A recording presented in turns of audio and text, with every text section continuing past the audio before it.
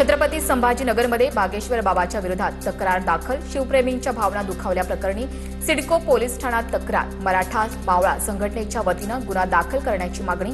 राज्यभर आंदोलन करण्याचा मराठा मावळा संघटनेचा इशारा. मराठीसाठी कितीतरी वेळा तुरुंगात जायला तयार.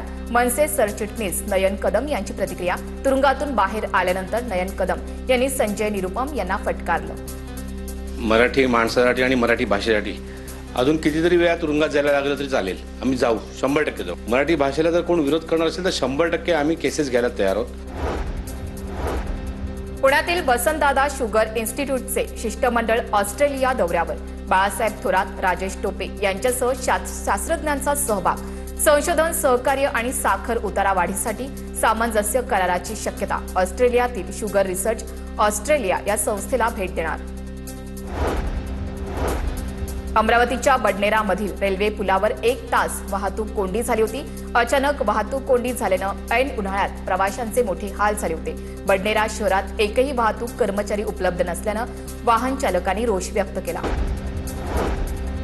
छत्रपती संभाजीनगरमध्ये भाजपा जिल्हाध्यक्ष आणि महत्वाच्या 135 पदाधिकाऱ्यांची कार्यशाळा. भाजपाचे प्रदेशाध्यक्ष रवींद्र चव्हाण यांची उपस्थिती. मंत्री अतुल सावे, आमदार नारायण कुचे, अनुराधा चव्हाण, प्रीतम मुंडे या देखील उपस्थित होत्या. मे महिन्यामध्ये जिल्हा अभ्यास वर्ग हे करायचे आहेत. इंदोरमध्ये त्या दिवशी राष्ट्रीय स्तरावरची बैठक झाली आणि राष्ट्रीय स्तरावरच्या बैठकीमध्ये टाईम बॉन्ड पिरियडमध्ये हेही अभ्यासवर्ग निवासी हे पूर्ण करावेत असं राष्ट्रीय अध्यक्षांनी सूचना दिल्या आहेत. माजी सरन्यायाधीश भूषण गवई यांनी आता बाबासाहेबांचे नाव घेऊ नये. श्याम मानव यांची प्रतिक्रिया. धीरेंद्र शास्त्रीची भेट घेतल्यानंतर भूषण गवई यांच्यावर टीका. तो माणूस जर धीरेंद्र कृष्ण महाराजांच्या पायावर डोकं ठेवत असेल आणि आशीर्वाद घेत असेल, CGI राहिलेला माणूस, माझं एवढंच म्हणणं आहे की तुम्ही यापुढे कधीही आंबेडकरांचं नाव घ्यायचं नाही. तो अधिकार तुम्ही गमावलेत. तेलंगणा सरकारप्रमाणे रस्ते वाहतूक महामंडळाचं सरकारमध्ये विलीनीकरण कधी करणार? काँग्रेसचे प्रवक्ते सचिन सावंत यांचा राज्य सरकारला सवाल.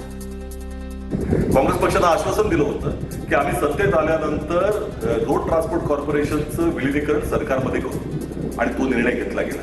आणि महाराष्ट्रात आम्ही हा प्रश्न विचारतो, हा न्याय देण्याचं काम का होत नाही? नवी मुंबई महानगरपालिकेच्या 80 मराठी शाळा बंद करण्याचा निर्णय. मराठी शाळा सुरू ठेवण्यासाठी शिवसेनेकडून कोर्टात याचिका.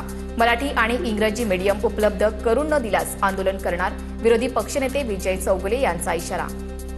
ज्या ठिकाणी ग्रँड आहेत, मराठी भाषेला प्रायव्हेटमध्ये ज्या ठिकाणी ग्रँड आहेत, त्यांना मराठी मान्यता आहे, तशा शाळा बंद करता येणार नाही आणि तशा आम्ही होऊ पण देणार नाही. रत्नागिरीच्या झाडगावमध्ये फिश मिलचं सांडपाणी वाहून नेणारी पाईपलाईन फुटली. रत्नागिरी नागपूर मिऱ्या महामार्गाचं काम सुरू असताना पाईपलाईन फुटली. दुर्गंधीमुळे परिसरातील नागरिक हैराण. सिनियर सिटीजन मोहम्मद इक्बाल सालिया हत्या प्रकरणात 2 आरोपींना अटक. आरोपी सादिक आणि त्याचा साथीदार नौशादला अटक.